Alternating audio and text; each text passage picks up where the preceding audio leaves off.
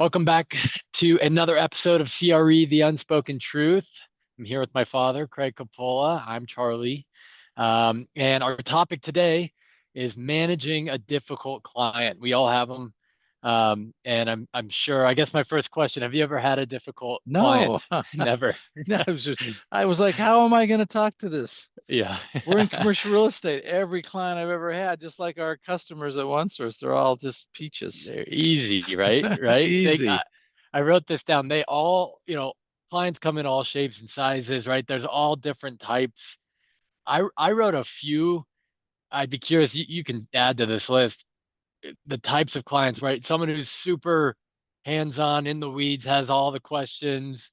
Maybe the alternative, right? Someone who's completely hands-off and has no idea what's going on. Maybe that's an easy client. Difficult negotiator, not realistic. What else would you add? Demanding, Yeah. overbearing, can, can, cantankerous, asshole. Yeah. There are people out there who get their joys on being an asshole. Yeah. And it's interesting. Um, the toughest son of a bitch attorney in town for the 30 years in Phoenix was a guy named Gary Birnbaum at a firm called Mariscal Weeks that became Dickinson Wright. And Gary was one tough guy and ended up being a 20-year one of my best clients. And he was so loyal and so good, but man, he was tough. And I learned a lot from Gary on how to deal with very tough clients because he was tough. And I learned a great lesson. I do want to share this right away. I learned my best lesson on how to deal with difficult clients my first year in the business of not before I was even a broker. I was in-house leasing for Gosnell Development, and the property manager there was a guy named Joe Brown, and Joe Brown had this really tough client, and I heard him talking about how he handles tough clients. And I'm like, I never forgot this. So this is over 40 years ago. And he said, look, the first thing you have to do is you have to spell it out. You have to ask them to please tell me exactly what is tough. Tell me what it is. You have to get super clear on exactly what is it is that's bugging them. Because a lot of time they're just angry. There's something wrong and they've got an emotional tie to it. So he would say, so tell me what happened. And they'd say, well, that somebody did this to me. And he'd go, well, when they did that, what did you do? And how did this happen? And he would go through a 10-minute process of asking them exactly step by step what happened. And by the time they got to the end, he had narrowed down what the issue was. And I never forgot that. So when I face a difficult client, I now have three things that I do. Can I just roll right into those? Let's do it. Okay, good. So the first thing is uh, the answer before you even spell it out is you have to call them. Trying to negotiate or argue it over emails or texts is a non-winning proposition. So when I have a difficult client, we talk about this. One of our non-negotiables is be a buffalo. And this is the answer. The answer to when you have a difficult client, you have to call them right away. Once you develop that habit of making the difficult call right away, then you can get to clear skies faster, right? Blue skies Yeah. faster. The second is to communicate and over communicate. When I say that, that's not to spell it out. That's the third piece. The second communication is a lot of times it's not just one phone call.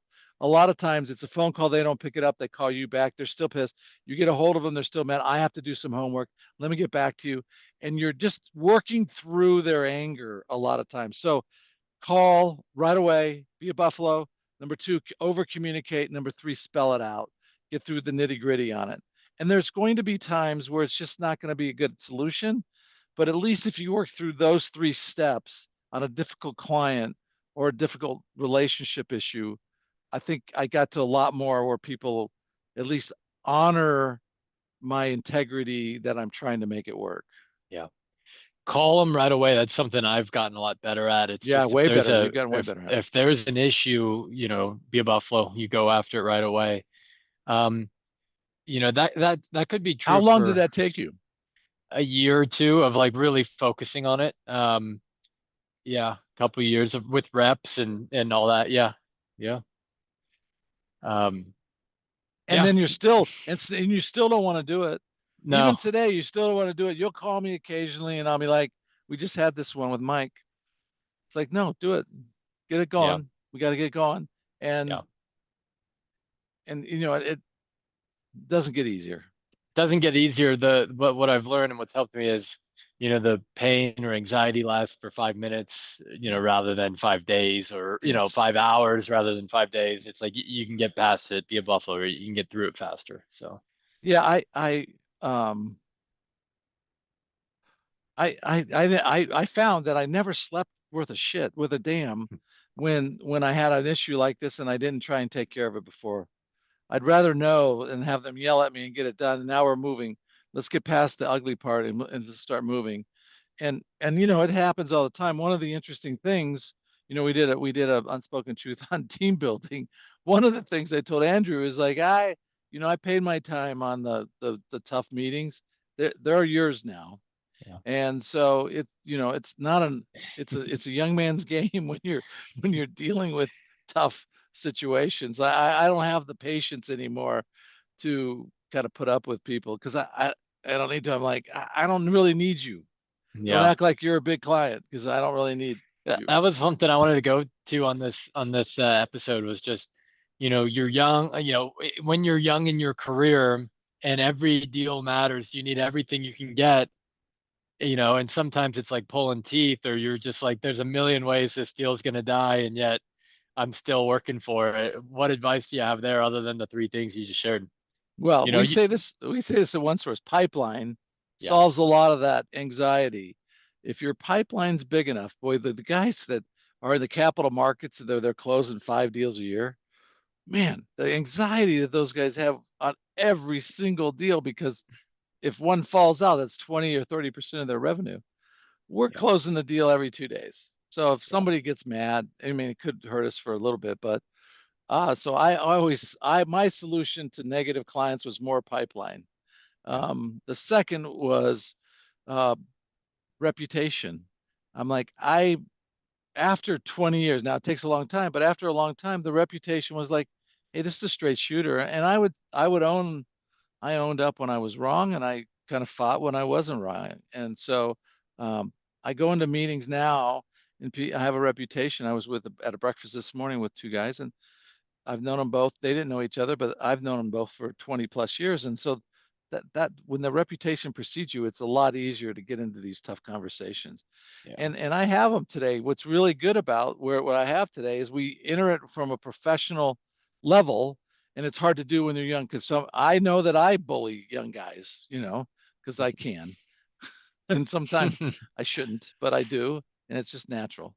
What do you do? You said number one, call them right away. Don't text, don't email. What do you do if they don't answer and it ends up dragging on? I leave them the message. I say, look, here's what I'm calling you. I want to talk about this, and I can give you my OBC, or sometimes if it's the first call, I'll just say call me back. Yeah, If it's we're playing phone tag, then I say, look, I'm going to give you my OBC just so you know. And here's the three things I want to talk to you about. I want to talk to you about what this issue is, how we could potentially solve it, and how I can help you make sure that this is a win-win for you. yeah, And so if I do that, then they know that hey, I'm trying to work through it. I'm not just going to call and yell. yeah. And then number two, you said over communicate, and sometimes or often it's more than just one phone call. So does that just mean continuous updates, proactive, like you're emailing, you're calling, even when they don't need an update, you're sending one before the end of the day or the end of the week? Yeah, I have a rule here. I just got one yesterday. White House is behind us, and I'm like, we got an email from a client. I'm like, I hate when a client emails us and says, "Hey, what's going What's the on with this?" status? Yeah, Ah, I'm like, that means we're not doing our job. We should be in front of him. So I literally every time I get one, I send White House or somebody an email. I hate these. yeah, Solve this. yeah, And so we're brokers. We get paid for because we're in the middle. We're putting buyers and sellers, landlords and tenants together, which means we are dealing with everybody's anxieties and everybody's issues. So when you have that, you have to be ahead of everybody else. So like I just sent an email. I'll give you an example. I'm working with a guy, the owner of the building, my tenant wants to buy the building. The owner's in his 90s, doesn't want to sell the building. And we're pushing him like we've been pushing him for a year now. And my client's like, why won't he give it to us? And I'm like, because he's 90. He doesn't want to sell anything. He's just going to own it, and his heirs are going to get it. But doesn't he know we're going to move out? I'm like, I don't think he cares. He's got so much money, he doesn't care. So it's not a real, like they're yelling at me, but it's a difficult situation because my user who wants to buy the building is in the building, just can't see why this guy won't do it. And so a lot of times you have to push back on your own client. I can't go to the owner, the 90-year-old plus guy, and say, you're being an asshole, because I know what he's thinking. He's thinking, I'm going to own Don't this care. until I die, and my kids are going to get it. And I'm like, in fact, that was one of my strategies with the other broker is can we start talking to the kids? We'll just buy it, when he passes. And so, Yeah. but you got to go through it. Yeah. It's just part of the deal. And you said you have to be ahead of everybody else. And your last point here was spell it out, get through the nitty gritty. I take that as like they they mean the same thing. You got to get ahead. You have to know the path forward, or at least the options forward. And I would believe more experience helps in those situations, right? It can be more painful if you're younger and you haven't done the reps. You don't quite know the path forward. Yeah, What do you think? there's a reason that Experience 70, matters. yeah, well, yeah, 70% of the people in our business drop out after between 0 and 5 years, is because it's very difficult. And you're not getting enough reps to do that. The more reps that you get, the more you've seen this situation before, the more you understand that it's not the end of the world. The bigger your pipeline is. There's lots of reasons to do this, but the idea of working through these and showing that, because again, if you think about what we do, if there were no problems, they wouldn't need the broker. And we used to have a guy walk around, he's no longer with us, but I mean, he'd be cussing. Why am I in this business? These guys are all ass. I'm like, you literally, I would just sit to our team and he'd walk by doing this, and I'd be like, this is what we get paid for. We get paid. If it were easy, everybody would be doing it. And it's not easy. And it's not easy because people are difficult. Buyers difficult, sellers difficult. Unreasonable expectations versus, you know, tough, tough situations. And so this is what we just have to kind of normalize it. And I do think it's very tough on people. Yeah. I don't have any hair. It's very tough. That's why I do wear a badge of honor that I've lasted 40 years in this business, because it is not for the faint of heart. There's no guarantees. Yeah. I always love when you tell a story or two. You shared one at the beginning. Are there any other difficult client stories you're willing to share? You know, when Gary hired me for the first time, um, I used to go down there and I used to sit at his office and I'd ask one question and he would ramble for an hour. He had a photographic memory. And so I learned, I did, I learned if I'm going to go meet with Gary, and Block I would time. learn, I mean, it was a master's class. I sat through one time, told me the history of title insurance and what it meant.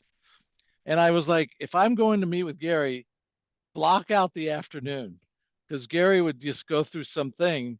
And so I was like, and it would be, we'd start over some little issue. Like I need another month. Like I remember one big issue with him was we were not paid for parking. We are not, and the market is everybody pays for parking. I am not paying for parking. So I know I'm calling our finalists going, I'm not even going to tour. I'm not even touring unless you're going to tell me they won't pay for parking. They go, what do you mean? That's not marketing. I said, then you don't get the tour. And so I'm like, if you want the tour, it's a big firm, then you got to tell me that when the proposal comes out, there will be no parking charges. And it cost me like 10 hours of my life, but we got him a deal. We got him a deal. He literally negotiated a deal, no parking.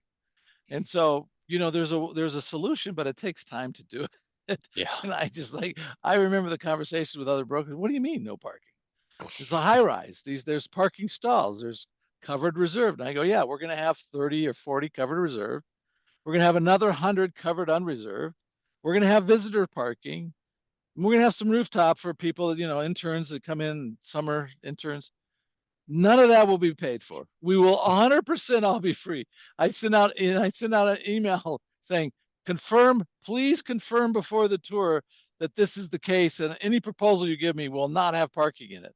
So I Yeah. had to put an email together, and I sent it out to all of them, and I made them reply. I said, I'm not going to show you the space. I'm not bringing Gary by. Yeah.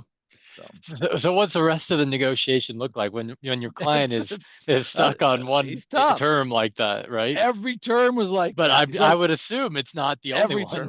Yeah, that's just the start. So then you go, well, we got to have 5 options to expand. Yeah. 5, no more, no less than 5. Craig, I'm not going anywhere. We just went through like 100 issues, and he was so good. And at some point, I bring him in because he was way better negotiator than I was. That guy, he'd walk in and go, "Let me tell you why we're going to need no parking charges," and he'd ramble on for 40 minutes, and the landlord would go, "Okay." He was great. He That's was so fun. good. Yeah. That's awesome. So you're going, I mean, that one is probably a perfect story for all three of these, right? Call them right away, over communicate all the time, share the updates, and then just spell it out and get through the nitty gritty. I would imagine those negotiations were pretty nitty gritty. He was into it. He was really Yeah. good because he had a photographic memory, and he'd say, "Craig, you didn't tell me that." I go, "I did."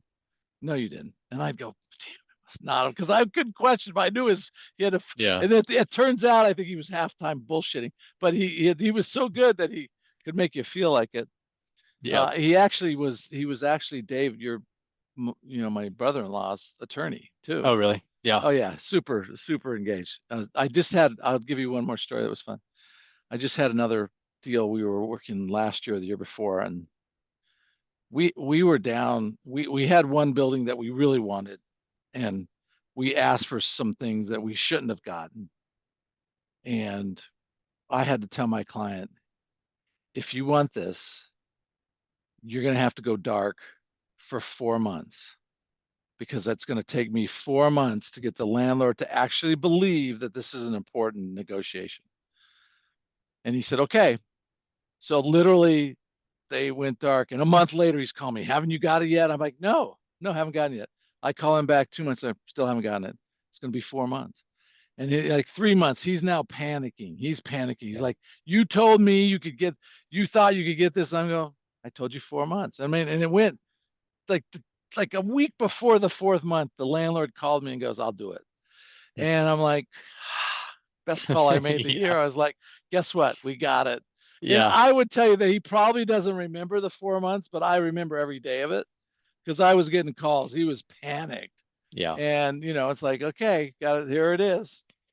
Call him, spell Yeah. it out, you over communicate. A little bit of skill Now, there and a yeah, little bit of luck. yeah. Now I have our young guys call and put it in writing. We've learned the hard way, which sucks. You got to put it in an email. Here's the issue. Here's what we're going through. Just so the groundwork is laid. Yeah. So, Yeah. I love your perspective on this, and you share it with my wife, Amanda, who's a residential oh agent all yeah, the who's time. getting her butt kicked all the time. Yeah, yeah, and she's learning all this stuff, so it's good for her. But if there were no problems, they wouldn't need you, right? That's They right. wouldn't need you, and if it were easy, everybody would do it. They wouldn't need you. That's what you're paid to do. I'm So I'm I, gonna I give you like that perspective. I'm gonna give you a stat to end this, which is really good. In the early 90s, there was no internet, and you had to go buy to get an airline ticket. You had to go to a travel agent. You'd call a travel agent. They would book your ticket. You're going to fly to New York and back, and then you'd go pick up your ticket at the travel agent. Well, the advent of the internet over the next 5 years, it basically eliminated travel agents because you could buy your airline tickets online. Online. Yeah. Okay. And Southwest was one of the first to do it. Now they all do it. It's natural. You don't have it. One of my clients was a company called Uniglobe Travel. It was a national franchisee, and we were doing Uniglobe travels all over. Must have done 20 or 30 Uniglobe travel offices because they just do these little 12, 1,500 foot spaces because people had to drive to them. So you wanted to be close to them. It would be kind of akin to what like a State Farm insurance agent is now. And so when the internet I looked at the stats. There was 125,000 travel agents before the internet. Today there's 25,000. So 100,000 jobs got wiped out because of the internet. But I'll tell you, same thing we tell brokers is the technology is kind of disrupting our business or will, and we're part of that disruption with OneSource. But there's still going to be a need for 25,000 brokers to do it. You just have to be really good at it. And so this is part of being really good. Just being an over communicator, being able to handle these situations. If people can trust that you're going to work through the situation, then you have a chance to stay in the business as the market gets more technology advanced. Yeah. Yeah. And we see it. Obviously, we talk to brokers all day, every day. We see the level of communication with us, and Yeah. it's so amazing when it's great communication. Hey, had something pop up. I can't make it, but I'd love to move it to this time, this day. Does that work for you? Versus not showing up. We follow up with them and like, oh yeah, sorry, something came up. Let's reschedule for next week. Shoot me Yeah. an email. It's like, you're just making it so much more difficult. We track how many, we like 30% of our demos don't show in the week. And then Yep, you have a guy like we've been talking, we haven't mentioned him, but Kurt Kerner, I mean, he's just the yep. best. Good Like communicator. Yeah. he's good communicators. Like, Calls hey, you I back. liked it. Yeah. It's easy. It's little things. They call you back when they have a missed call from you. They reply to all your emails. It's just like, it sounds so basic, but at scale, and obviously we talk to thousands of brokers every year. A lot of them don't do that. And No. that's a difference maker for, Well, for those out there. that's why they're not making as much money as they should. Yep. I reply to as you know, I have two blogs, not your blog that we Mhm. have here, but I have C2 Voice, and then we have Lifeys that's been going Mhm. for 10 years. Every email I get from somebody who sends me an email, that's a great Lifeys. If they send it, every email I reply to, Yep. every single one. And people go, well, how did you build your thing? I'm like, every single time somebody ever said, hey, that's a good Lifeys, I'd reply in a personal manner to them. So you can think about that. There's, I don't know, we're 1 million people a year get the blog. So I'm getting a lot of emails and I'm personally replying to those. This is Mhm. how you build a business. And Yep. this is what we do. You personally call them. So Yep. anyway, on Yep. the soapbox. That's good. That's what it's for. The unspoken truth. There we There we go. go. Thanks so much. Thank you.